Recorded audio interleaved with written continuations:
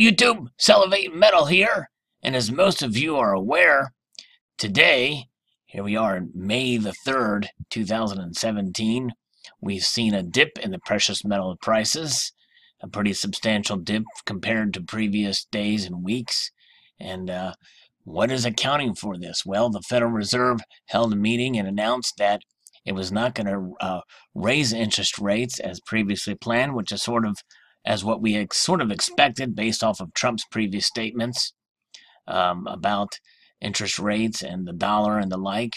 But they're still expecting for the rate to hike in June. And so there is a sort of mixed reaction to this. The markets really didn't react a whole lot, but gold and silver certainly went down.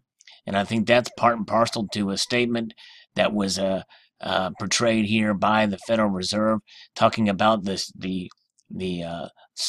less GDP at 0.7% at its annual rate the first quarter.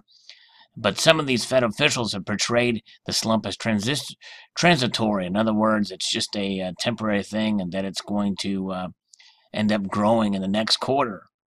And they feel pretty confident about that. So that has in turn affected the confidence, and who knows, maybe the volatility index may stay at that low 7% or whatever as its a 10-year low, and that could in turn affect the dollar, make the dollar stronger for a time.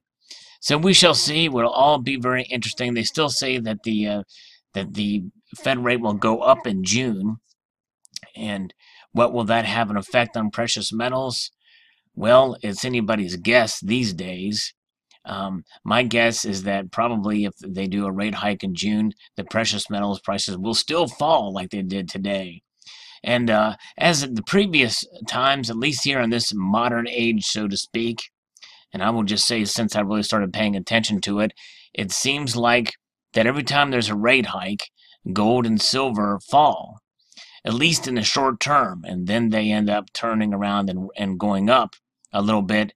But the immediate reaction is for the prices to fall, and I think that's what will happen again in June. It just so happens today they remained unchanged, and gold and silver fell. And I think that's part and parcel due to some of the statements. You know, the last time the Fed got together, there was one word, and the precious metal prices went up, that Janet Yellen said.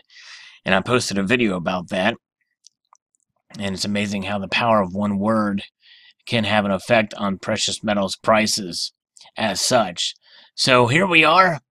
We have gold and silver on sale.